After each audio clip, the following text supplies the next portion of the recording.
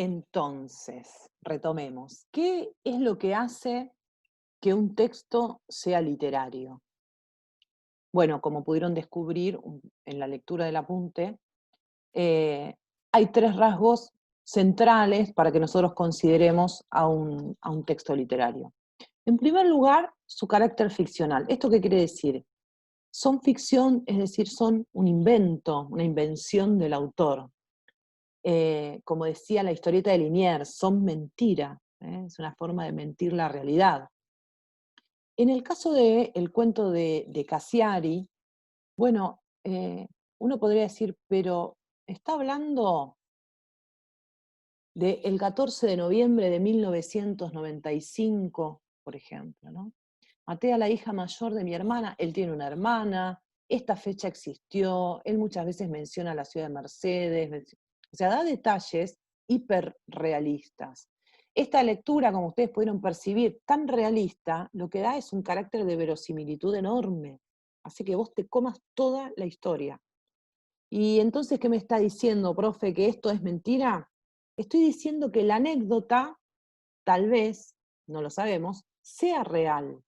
Y los datos tal vez sean datos de la realidad. Pero en el momento en que un escritor se sienta frente a la máquina y comienza a escribir y a pensar su historia en función de un cuento, es decir, un texto literario que va a tener, como ustedes bien descubrieron, una introducción, un desenlace, un efecto sorpresa, un tipo de lenguaje especial. Bueno, en ese momento, aunque él mismo sea el protagonista de la historia, es un personaje más. Y toda la historia es una ficción. ¿Se entiende?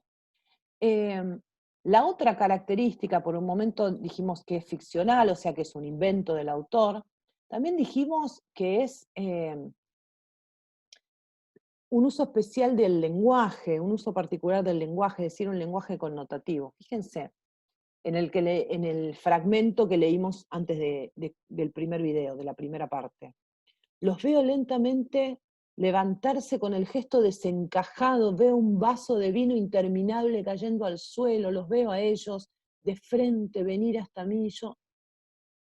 Es casi cinematográfico el efecto de este párrafo, en el que él empieza a ver casi en cámara lenta cómo se cae un vaso de vino, cómo se levantan todos con el gesto desencajado y vienen a acercarse porque piensan que atropelló a una niña. Eh, yo no hago nada, ni me bajo del coche, ni miro a nadie, no tengo ojos que dedicarle al mundo real porque ya ha empezado mi viaje fatal. Toda esta segunda parte del párrafo, después de los dos puntos, eh, es un párrafo enorme desde lo literario. Fíjense cómo hace que vos te metas en la ansiedad, porque es muy dinámico. Es decir, al no haber punto ahí, por ejemplo, lo único que hace es ver cómo trabaja la cabeza de este tipo. Trabaja, trabaja, trabaja, no puede parar de pensar. Y eso también te transmite un poco la angustia, que no haya ningún punto, hace que vos no tengas pausa ni para pensar que esto es una mentira, no puedes pensar nada. Esas son construcciones literarias, son recursos de la literatura, la puntuación, la metáfora, metáforas como por ejemplo, una que me encanta, ¿no? Dice, cuando habla de Messi, dice, con un talento asombroso para mantener en su poder algo redondo e inflado, algo redondo e inflado, y llevarlo hasta un tejido de red al final de una llanura verde. Miren esta pequeña frase para decir, mete goles, un talento para meter goles. Pero esto no es una charla de café. No parece un cuento, es verdad, y parece una charla de café. Parece que él está hablando así nomás. Sin embargo, en estos párrafos uno entiende que hay un uso particular del lenguaje. Fíjense la metáfora, fíjense acá el dinamismo en Finlandia, lo cinematográfico de la redacción, del estilo de escritura. Entonces, ¿qué es lo que hace un texto literario? Su carácter ficcional. Los cuentos, las novelas, la poesía, las obras de teatro son ficción, son inventos, aunque hablen de cosas reales. Y el lenguaje connotativo es un lenguaje eh, elaborado, es un lenguaje que busca la interpretación, es un lenguaje que es poético, es metafórico, está construido con recursos propios de la literatura, y además dijimos plurisignificativo, esta palabra compleja, que ya vamos a aprender, significa muchos significados. Un texto literario es un texto que está escrito para ser libremente interpretado, y esto es central, porque toda la vida nos enseñaron que en la literatura había un mensaje del autor que uno tenía que entender, o que tenía que comprender, o que tenía que descubrir. Y la verdad es que, como decía en el apunte, cuando a una autora le preguntaron, ¿y usted qué quiso decir con este cuento? Ella dice, bueno, yo no quise decir nada, el que habla en un cuento es el protagonista, el que habla en un cuento es el narrador, el que habla en una obra de teatro es el protagonista. En Romeo y Julieta no habla Shakespeare, habla Julieta desde el balcón. O sea, cuando uno la ve a Julieta, o en una película, lo ve a Romeo, no está el autor detrás hablando. Entonces, el que habla no es el autor, sino que es el narrador, es el protagonista o es el personaje, en el caso del teatro, o es la voz poética en el caso de la poesía.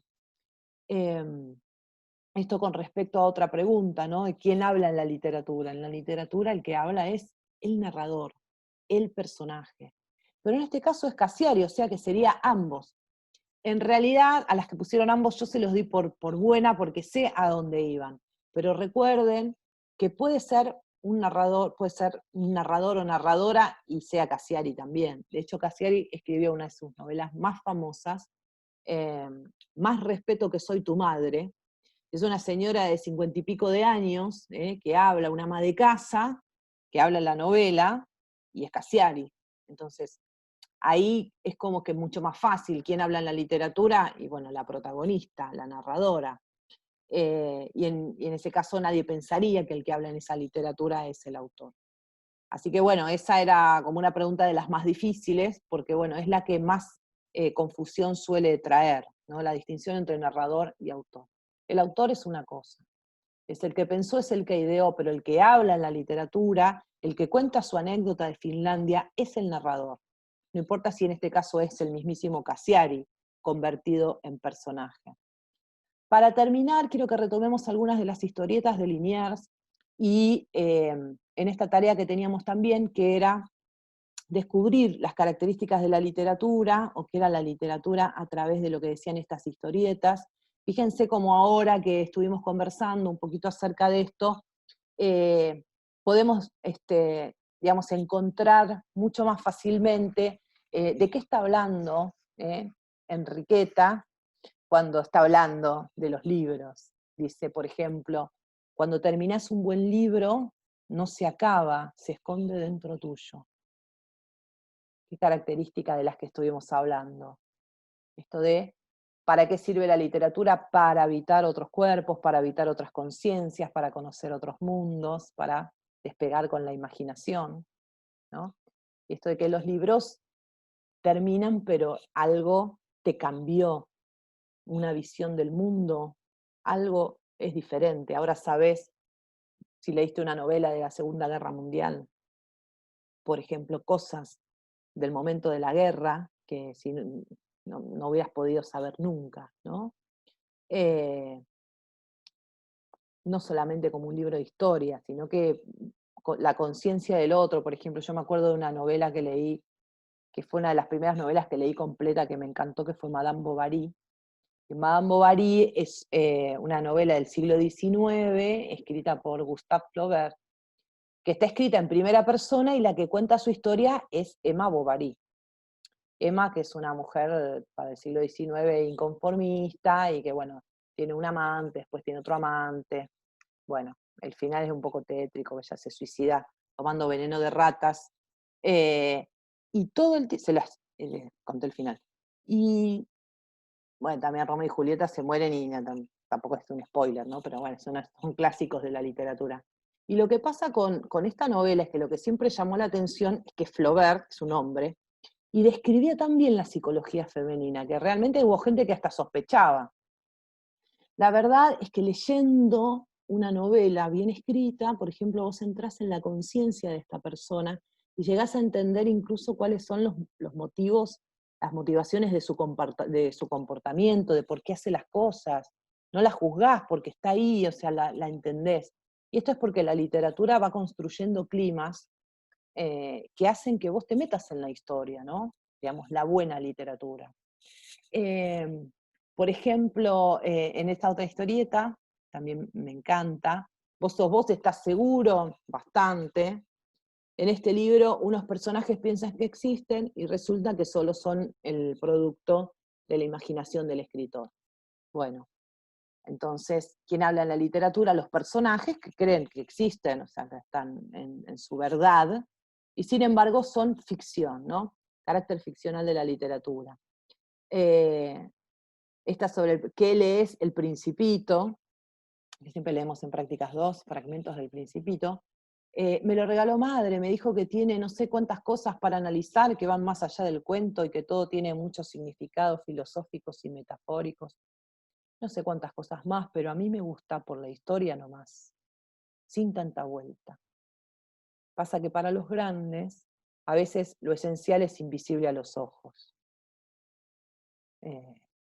Esta es otra característica que vimos de la literatura, ¿no? Como si en los textos literarios hubiese un significado oculto que el autor dejó, en este caso de Saint-Exupéry, dejó en El Principito y que hay que descubrir. Un mensaje de amor y amistad, por ejemplo, es muy típico. No, fíjate porque vas a ver que cuando leas El Principito, los clásicos admiten enormes y diversas relecturas, ¿no? Cuando uno lee El Principito, por ejemplo, en la infancia, encuentra algunos sentidos que cuando los lee de adultos cambian, o sea, son diferentes.